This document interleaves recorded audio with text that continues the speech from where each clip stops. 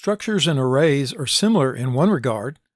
They both contain multiple pieces of data. Understanding structures will help you to understand objects if you go on to Programming Fundamentals 2. The reason why is objects are abstract data types that are very similar to what structures are. Arrays can contain multiple elements, all of the same type. That means I could have an array of integers, an array of strings, an array of doubles, and so on. But on the other hand, structures can contain members of different data types. For example, I could have a structure that contains strings, doubles, chars, ints, or any other data type. Here, I've declared a structure to keep track of car information. These are the different members that I'll be using. Notice the different data types. Also, there's a semicolon following the declaration of the structure. It has to be there, and Visual Studio adds it for you. Watch out, not all systems do that. In main or any other function, you can define a structure variable pretty much like you would any other variable. Here, car1 is a variable of type carinfo. Now we actually declared that type starting back on line 6. And realize the car1 variable can contain all of the information in that structure type. So you might wonder, how do we store data into that variable? The answer is by using the dot operator. It goes between the variable name, here that's car1, and the member name. And notice when I type the dot, the member names appear.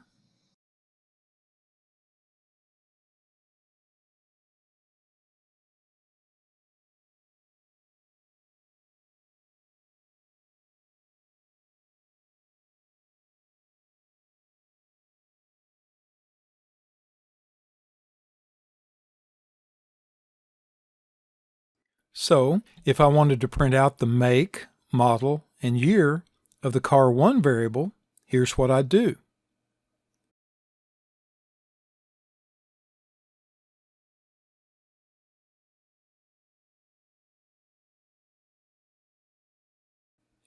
Keep in mind that the members are just variables contained inside the structure variable. And maybe another year goes by, and the mileage goes up, and the market value goes down. Here's how I could make those changes.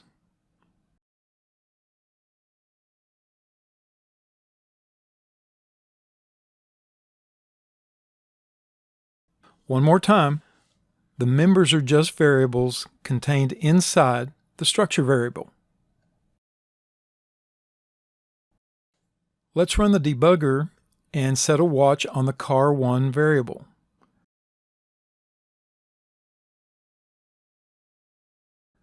Click this arrow and you can see all the members are just junk. Watch that change as I step through the code.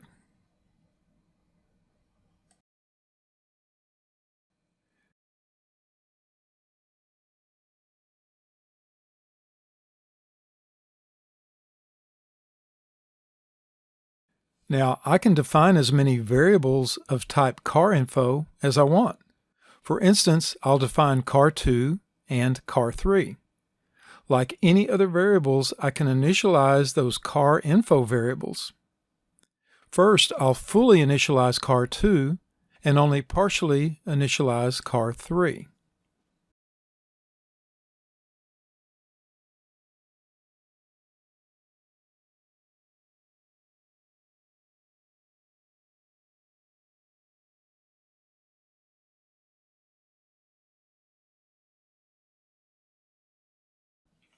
Then I'll start the debugger again to see those effects. car1's members are all junk because they don't even get values until starting on line 21.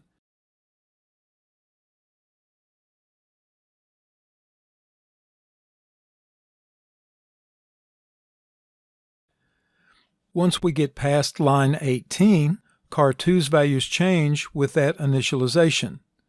Now all of its members have actual values. With car3, the members that were initialized have the right values. but the mileage and value members are set to 0. If I had uninitialized strings, they would have been set to empty strings. Keep in mind, those default values of zeros and empty strings only occur when a structure variable is partially initialized. If you don't initialize that variable at all the members will be junk. When I run the program, I can see what all the car info variables contain. The important thing is that each has its own set of data, completely independent from all the others. What else can we do with structures?